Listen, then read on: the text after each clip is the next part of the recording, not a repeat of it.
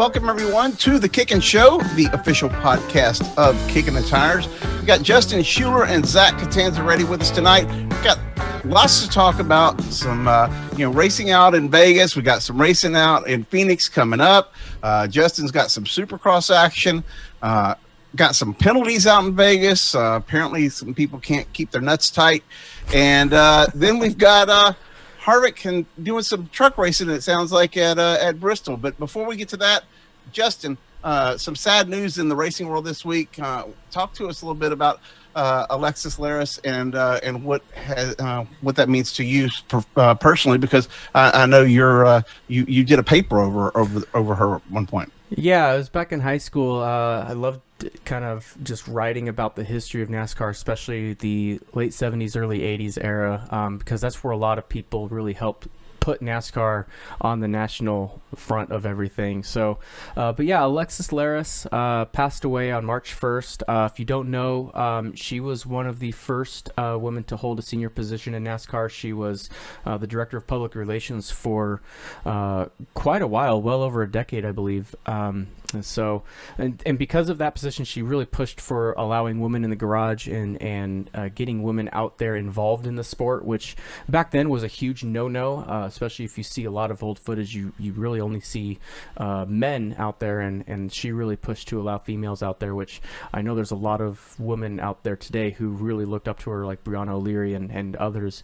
who are able to work on pit crews and teams and even drive some of the cars and race out there, and it was all because of Alexis way back in the day to really push that first foot forward. She also organized the first White House visits for the NASCAR champions. It started out with Jimmy Carter in 1978, and then it's kind of become an annual tradition moving on there from there forward. Same thing with organizing the banquets and different things like that. She created the fan club for Bill Elliott, which eventually led to the fans getting a vote for the most popular driver every year.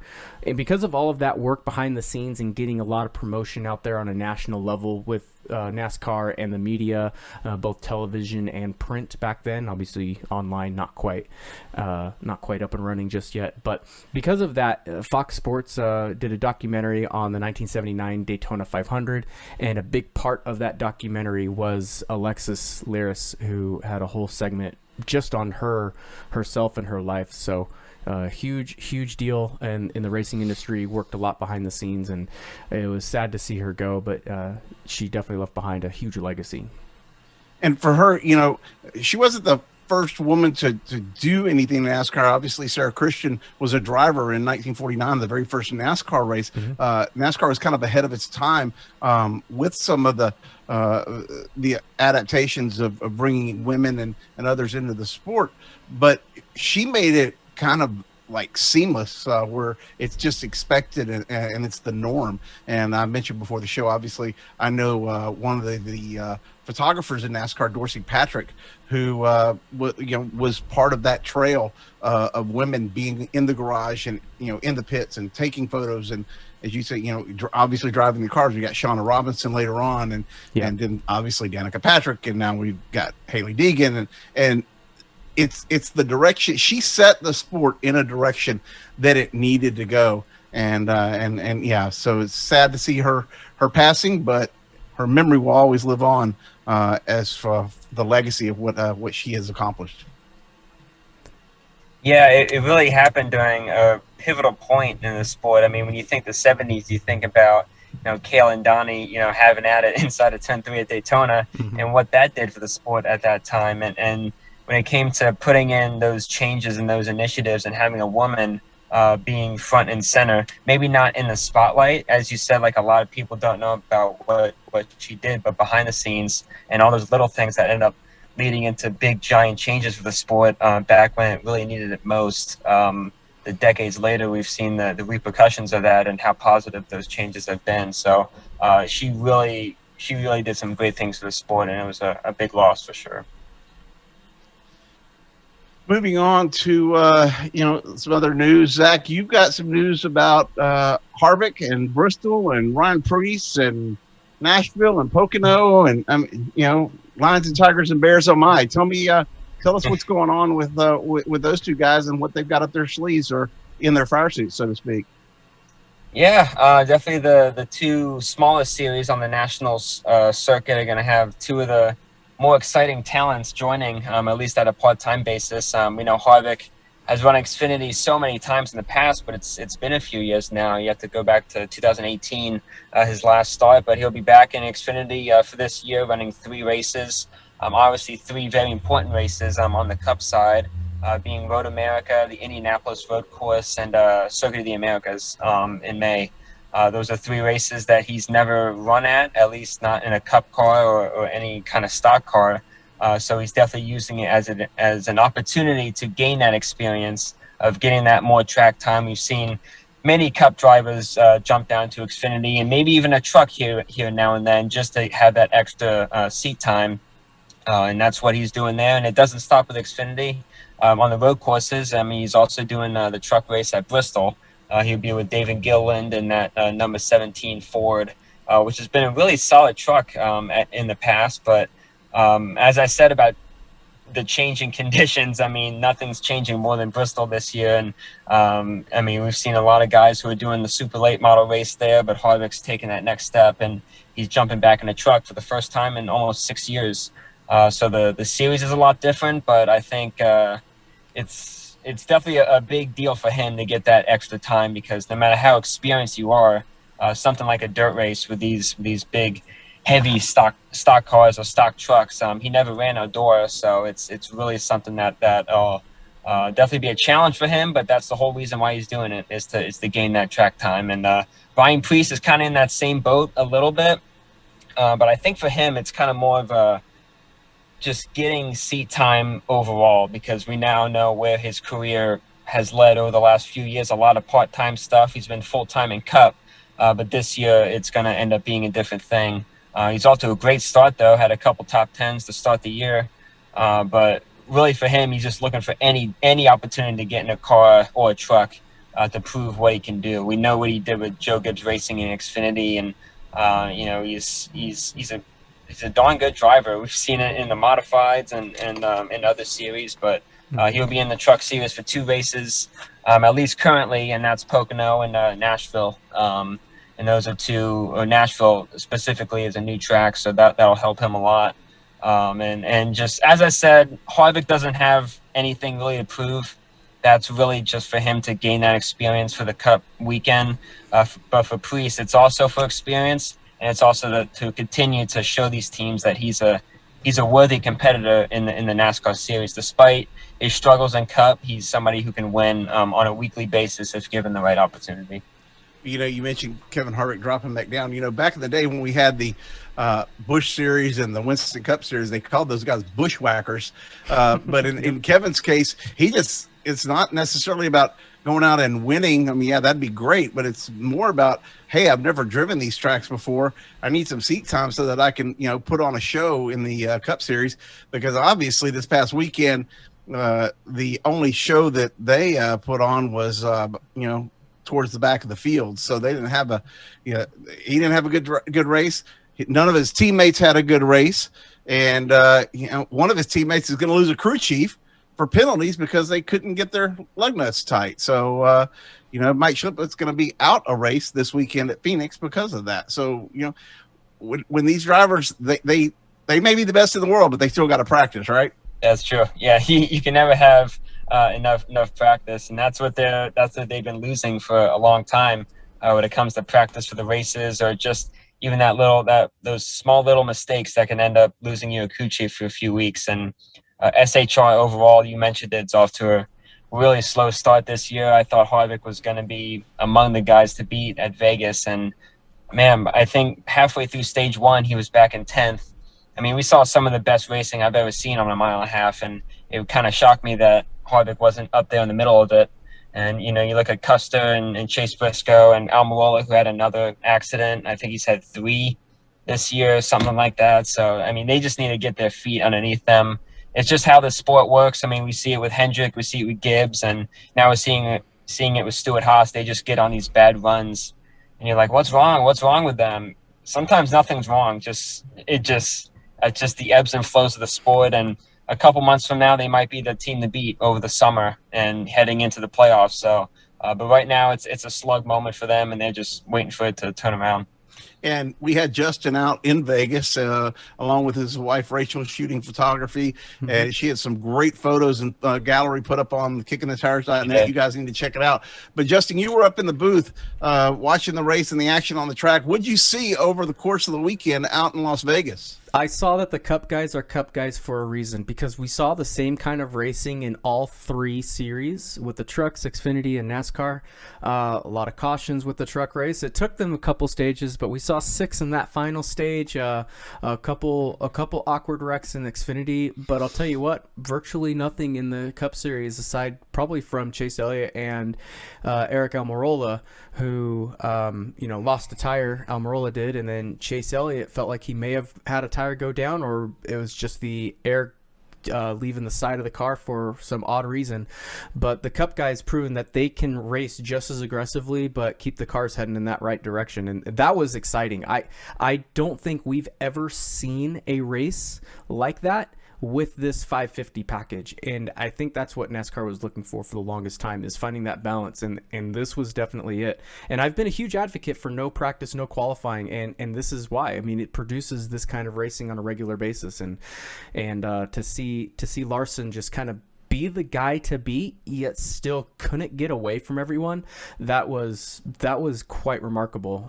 And then especially too, 3 wide, 4 wide racing for the lead for like 2-3 laps in a row.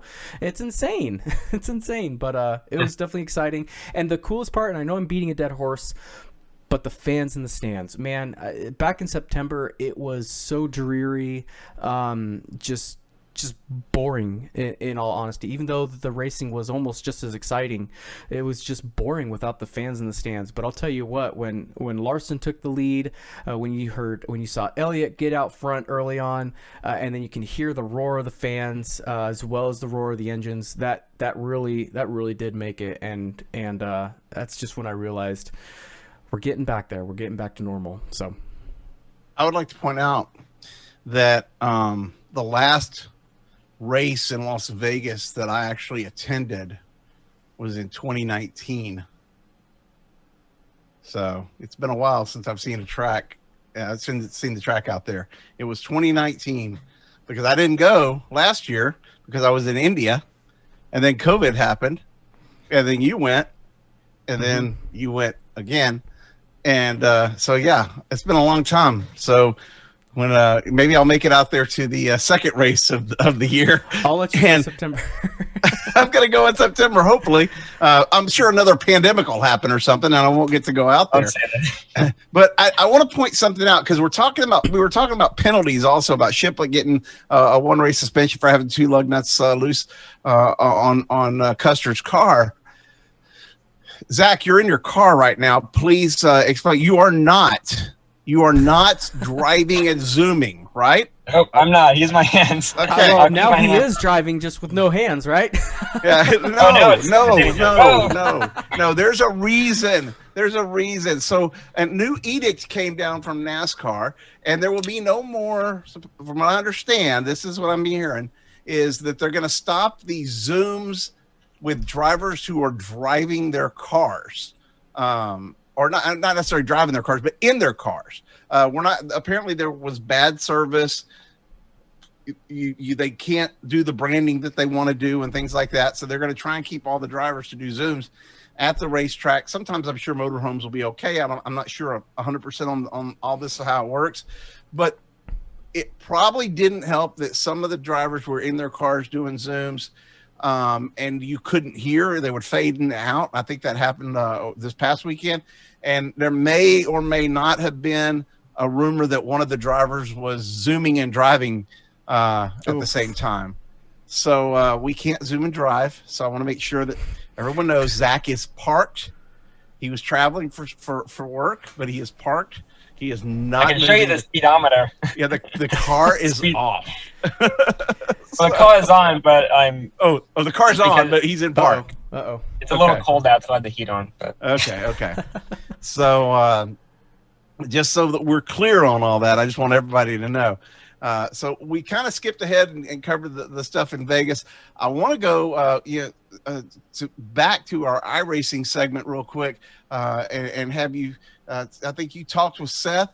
He couldn't be on the main show, but we're going to start breaking things up into segments. So for the fans who watch the show every week, I want y'all to understand we're starting to bring things in different parts to make it more interesting for you guys. So, Justin, kick it off with what you and Seth were talking about in y'all's individual segment. All right, and we're joined by our iRacing expert, Seth Eggert. He writes all the articles related to esports and everything on kickingthetires.net. So if ever you want to keep up with that industry and that racing news, be sure to visit our website. And Seth is going to be the main guy that keeps you up to date with all that news. And Seth, why don't you share what's happened this weekend? I know iRacing themselves have a big announcement with one big track that, well, really a lot of the NASCAR Cup Series fans have been looking forward to, and now the iRacing fans get to enjoy. Yeah, they can get dirty on Bristol dirt, no pun intended, but they finally have the dirt configuration available for the public. So drivers, crew members, anyone who wants to go and run it can now actually go and test on it, get ready for the Bristol dirt weekend. Granted, I know several are going to be running in the Dirt Nationals, whether it's Chase Elliott or Kevin Harvick running the Bristol Dirt Truck Race, but on iRacing, Bristol Dirt is now available. Yeah, and how much does that cost for people who don't have that yet? Well, if you already have Bristol, it's free. Ooh. If you don't have Bristol, it is, I believe, $14.95 plus tax. Gotcha. Okay. Well, that's nice. If you've already got Bristol, then it's a freebie. Yep. So that's good news. All right, well, let's go on to the actual racing series, because I know people are either going to just pause this video and start downloading that now or just continue watching. But take us through, I know we had 3 big races happening these past few days, so tell us what happened in the NASCAR Coca-Cola series, because they follow around the Cup Series, so they were racing out at Vegas Motor Speedway last night. Yes, they were. Ryan Luza earned his 4th win at Las Vegas Motor Speedway, his 16th career win, and the first win for X-Set Gaming, one of the brand new teams to the NASCAR Coca-Cola iRacing Series. Luza started up front. He dominated much of the race. The first half was attrition-filled. I believe there were 8 cautions for 28 laps, which for Vegas is a little more than normal. But the second half of the race went caution-free. Malik Ray from Space Station Gaming attempted to go that entire 64-lap run on 1 tank of fuel, ended up being 1 lap short. Oh. Ryan Luza came back to win the race. Malik Ray went from what would have been a top 5 finish to finishing a lap down in 31st. Oof, what a heartbreak. Yeah. It was a heartbreaker for him. Malik Ray had said when he is that close, he's going to try to make it all the way. He's going for a win. The problem is his crew chief may not have told him he was a lap short until halfway into the run. Oof. Yeah, you So kind of need that he- info a little earlier. Yeah, had he been saving the entire time, he may have made it. Whether or not he would have won with the rate of speed that Ryan Luza was coming, he might have at least gotten the top 5, if not a top 10. But I think that would have been better than 31st. Oh yeah, especially at a day like that. That's a heartbreaker for sure. I know also Parker Kligerman and Landon Castle's E-Racer series. They got a lot of races that they promote here and there, but they were racing the Gen 5 cars at Daytona. Those are the unrestricted ones, right? Yes, up to 250 mile per hour speeds going into the corner. I believe the fastest average lap was 239 miles per hour. It was a long race. Granted, even with the increased speeds, it still took 2.5 hours to run. Oh gosh. Richmond Raceway Esports driver from the Coke Series, Jimmy Mullis, won the race, winning a $3,000 paycheck in the process. Nick Ottinger, last year's Coke Series champion, had won the pole, took the Wits Racing Products Challenge, gave up the pole to start last. If he could have made it all the way to the front, he would have won $18,000. Oh my gosh. Unfortunately, he was involved in the first wreck when somebody spun in front of him. He had nowhere to go, slammed head on, and blew his engine. 21 laps into the race. Wow. That's crazy. Imagine having to brake at Daytona and it's not the road course. Well, here's the thing. There's 2 pro drivers, well, actually 3 pro drivers that took part in it. Kyle Busch, Garrett Smithley, and Will Rogers. The 3 of them, I guess, got a glimpse as to what racing could be if there wasn't a restrictor plate or a tapered spacer. Jeez. And to my knowledge, I think we had a kick in the tires car out there with Brandon Cattell. Is that correct? Yes, we did. He qualified 7th. He won his heat a few weeks ago. Qualified 7th. He thought he had a pole run, but unfortunately it wasn't meant to be. Through the battles, ended up 7th. Because of Ottinger taking that challenge, he actually lined up 5th. Got to the lead around lap 40. He led a grand total of 40 laps throughout the race. There you go. He and Coke Series driver Graham Bolin had a couple run-ins to which Cattell channeled his inner Tony Stewart saying, "Here, kitty, kitty," on the radio. Unfortunately, Brandon got caught up in a wreck with about 15 laps to go. Thought he had it avoided, swerved to miss one car, barrel rolled over the nose of another car.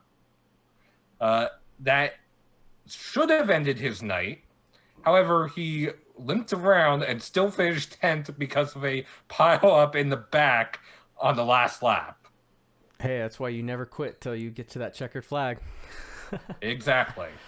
Well, wild night, but a great top 10 finish for Kicking the Tires car. And then the last series is the Monday Night Racing League. I hear they were racing Porsches over at Montreal. Yes, they ran Porsches at Montreal this past Monday.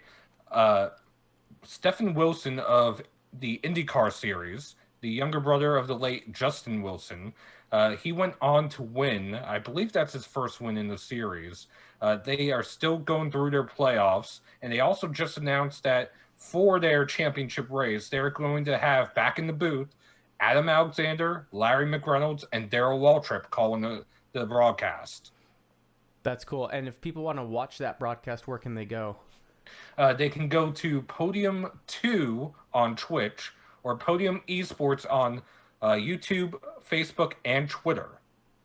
Cool. Well, there you have it. That's our iRacing news. Thanks so much for your time, Seth. Not a problem. Take care. Man, I'll tell you what. I think the craziest thing with iRacing is having those Gen 5 cars be unrestricted, because when you take them to tracks like the old Monza, where it's the big like 3-4 mile circuit loop, and then the tracks like Daytona going 250 miles an hour, man, I imagine having to brake at places like Daytona and Talladega. That reminds me of when Rusty Wallace tested an unrestricted car at those tracks, and he literally said he was scared. And I don't think I've ever heard a race car driver say that they were scared going too fast. But crazy stuff. Parker Kligerman and Landon Castle put on great shows. They know how to pick the right cars and track combinations, so a great series to keep an eye out on and watch. And if you're able to qualify and compete, even better. But even better, Brandon Cattell getting a top 10 finish despite having some bad luck, but kept pushing through and got a kick in the tires car in the top 10. Jerry, I know you're super proud of that. Third.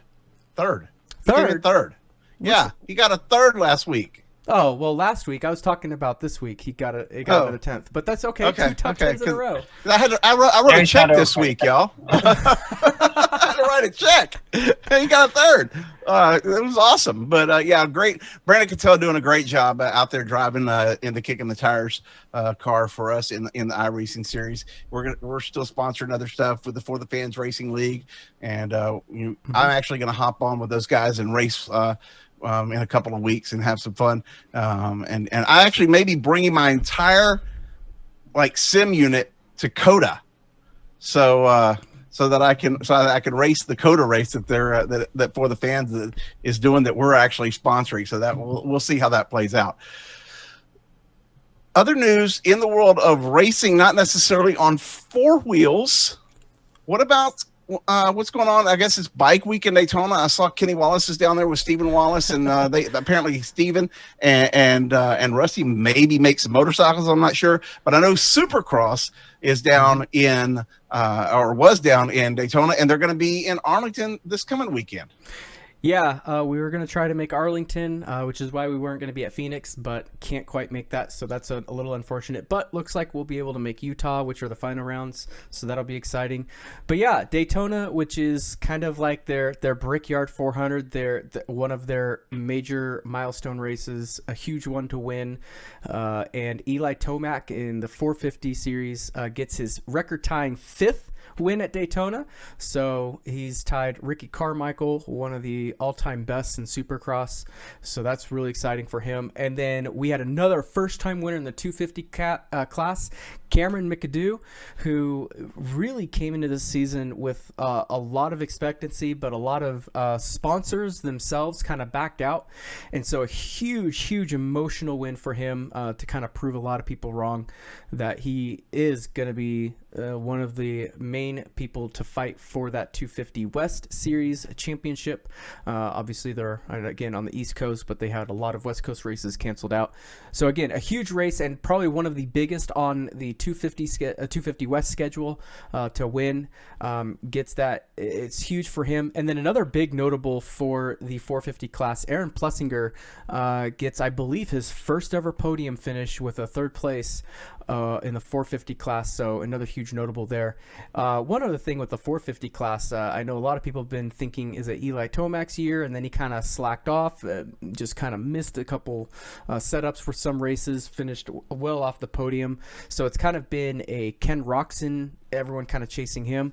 Now Cooper Webb is starting to catch up, and a lot of people talking about, Cooper Webb giving Roczen a little bit of a dirty pass to start out the main event. So we'll kind of see if Roczen pays him back. I know Roczen got a little aggressive in another race after another somewhat questionable move. So we'll see if he pulls that aggressive card out and maybe tags Cooper back a little bit later on this year. So we'll see. But he's still leading the points with Tomac winning and Cooper Webb getting 2nd. They're closing in on that lead, but a little bit past halfway through the season, and it'll be exciting to see how this second half wraps up for the 450 class. Was it McAdoo? Didn't he get injured or take a big fall last year? Or it seems, for some reason, I seem to remember getting a shot of him going down or something in one of the races that we covered either last year or earlier this year. Well, it wasn't Supercross where he was injured. It was actually motocross in the outdoors. He suffered 3 broken fingers at Thunder Valley. He was slated to miss the season finale at Fox Raceway, but he ended up wrapping his fingers up after a few MRIs and X-rays, and kind of sucked it up, I guess you could say, and went out there and raced the season finale for outdoors. So that's the only injury he's really had as far as late series with outdoor motocross and indoor supercross. So but good for him to get that first win still and take the points lead after the second race of the 250 West Series. Well, excellent. Before we jump to closing things out with the predictions for Phoenix, which I really don't even have one yet. I'll make it up on the fly because I'm going last this week, because apparently if I pick you, you're going to lose. So I want to say thank you to our bidder. I can't tell you his name yet, but we were able to raise $898 that will be given to Jeanette Lee, the Jeanette Lee Legacy Foundation. Jeanette Lee is a Women's Professional Billiards Association pro pool player, former champion. She's suffering from stage 4 terminal ovarian cancer. So this is not good news. But there was a GoFundMe account created for her and her family. I used to write for Billiards Digest years ago. I played professional pool all around the country. I played pool all around the world, as a matter of fact. And I covered Jeanette Lee. And if you went to the auction page on eBay where we did the tickets, we gave away 2 tickets for Bristol Motor Speedway's dirt race and the truck race. These races are sold out. You can't get them. one of our fans here at Kicking the Tires offered those up for us to give away and to auction off to help. It's exactly what we did, and we're going to send those proceeds over to the GoFundMe page. But when I was covering professional billiards for Billiards Digest in 1996, pretty sure it was 96, maybe 95, but I think it was 96. We were at the Houston Open, and Jeanette Lee was down to shoot. I think I've told this story, but she was down to shoot on a ball, and I'm taking pictures. And Zach, you're a photographer. You know how this is. Sometimes you don't pay attention if your flash is on or you think it's off or your settings are. Boom. I nailed her with a flash right as she was going to shoot. And she made the ball. But it was not good because she popped up and yelled at me and made me feel like I was this tall. And then, she would joke with me at other times about seeing blue spots. Like years later, she would say, man, I'm still seeing blue spots from that stupid flash. And, so then she'd give me a hug and it'd all be good. But yeah, known as the Black Widow, she's been in movies and she's one of the greatest probably female pool players out there. But yeah, bad news for her. And we just lost Zach. No, he's back. But sad news for her and her family. But hopefully she can beat the diagnosis, and the GoFundMe page will help her with those expenses. So special thanks. We will be announcing the winner's name as soon as he gives me permission to do so. But I didn't want to do it without that. I talked to him earlier today, and I forgot to ask. So let's move on to Phoenix, guys. What are your predictions coming up for this weekend out in the desert hills? Yeah, back to Phoenix. I feel like we were just there for the championship, but that was already a few months ago. But hey, you and I were both there.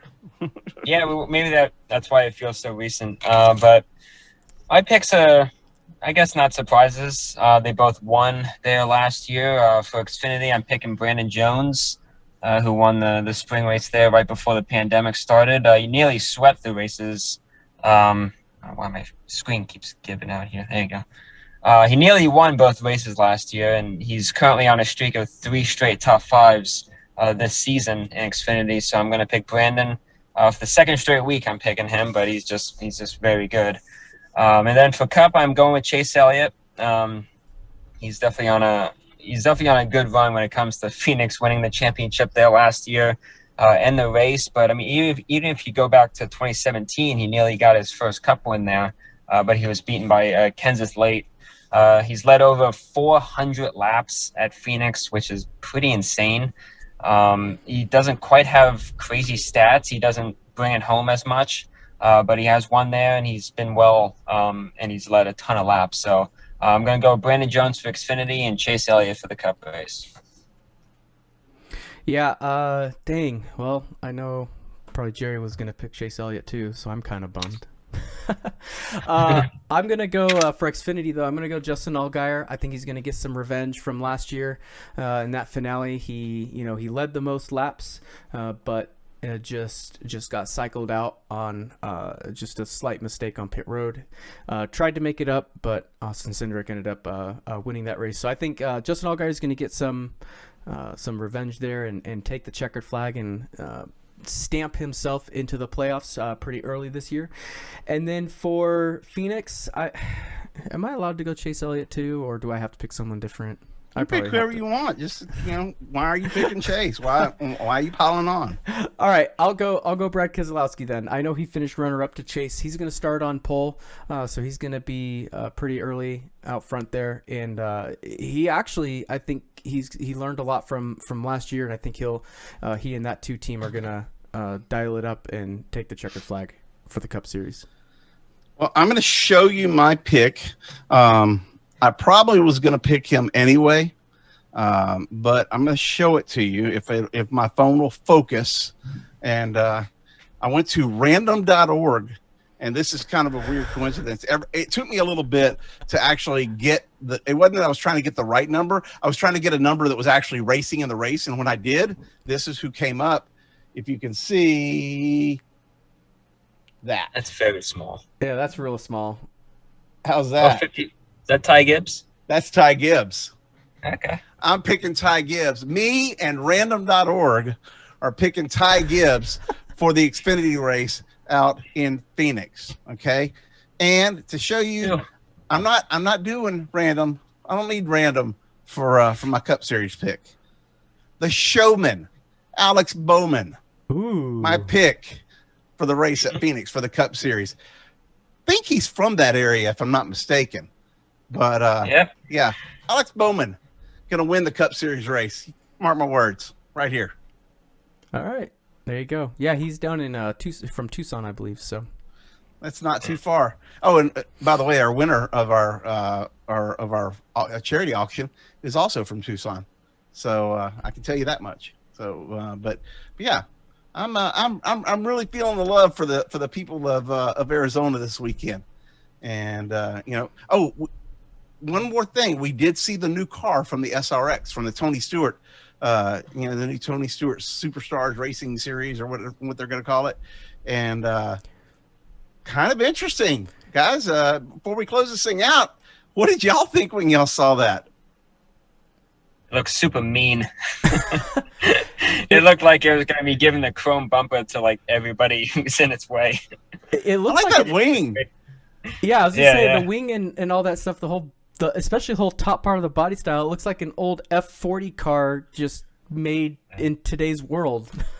Yeah, I was thinking it's like got that Ferrari-ish look to it from the F40 style with the wing straight over like that. And I think they're going to be badass on the track. It's going to be weird to see like how the cars react when they like try to bump draft each other and stuff like that. How the bumpers line up and everything. But yeah, weren't the noses were like slanted down? Yeah, they're like the 2007 cars. Like anytime you hit somebody, it lifts the rear end up. So yeah, I guess they'll find out the hard way.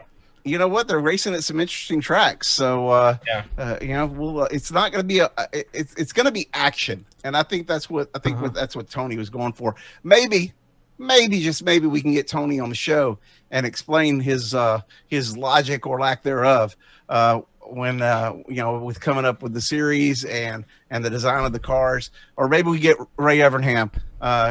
Tony's a busy guy, but you never know. Maybe if I beat him at a game of pool or two, he'll owe me a favor and I can get him on and he can talk about it. I'm looking forward to it. I've already asked so that I can get credentials to go to their races and cover a few of them during the summer, because it's going to be like 6 weeks straight in a row. And there's several of them that I definitely want to go out to while you guys are out at the NASCAR tracks. It's the benefit of having multiple people working at Kicking the Tires. We can be everywhere. So. Y'all want to go to any of the races? Anybody? I definitely want to see. Yeah. Okay. I'd love to. If I can. Super curious. Yeah. I'm sure we can make it. I'm sure we can make it happen. So, but guys, I guess that's going to do it. Anybody want to add anything? I mean, it's kind of a quick show this week. It's just, we're kind of in the groove, so to speak, with the Cup Series and with NASCAR in general and what's going on. There hadn't been a bunch of major announcements. Just that this season, I keep saying it every episode, it's showing more and more like 1950. We've had 2 first-time winners, a second-time winner, and a 7th-time winner. The only difference with the 4th race is that back in 1950 it was a 3rd-time winner. So this is going to be one exciting year. Zach, a lot of new winners, a lot of races that I really didn't see panning out the way that they did. Just looking at Vegas just recently, as we said, that was some of the best racing I've ever seen on a mile and a half. I mean, if we had a late caution with 20 to go, I feel like that would have been among the most memorable instant classic type of finishes, just how those cars were racing. But just even without it, it was a great race, and I loved the Daytona road course and Homestead with Byron. You just don't really know what to anticipate going forward, and that's all you can ask for in a racing series. Well, that's going to do it for us this week. I'm glad I'm already predicting the right answers for our picks for the winners with Ty Gibbs and Alex Bowman. And for all of our fans out here, out there that are watching, be sure to hit the subscribe and the like buttons and everything. Follow us on social media at Kicking the Tires. Zach's not on Twitter much, so it wouldn't matter if you followed him or not. Justin's got a Twitter account. Obviously, I do as well. You can find us. You can reach out to us. We're here for you. If you want to tell us or want to interact, let us know. And maybe we can get you as a guest on the show or get your question answered if you have one. That's going to do it here for us at Kicking the Tires. We'll see you next week with all of the action from Phoenix Raceway heading in to where it all came to a stop last year at Atlanta Motor Speedway.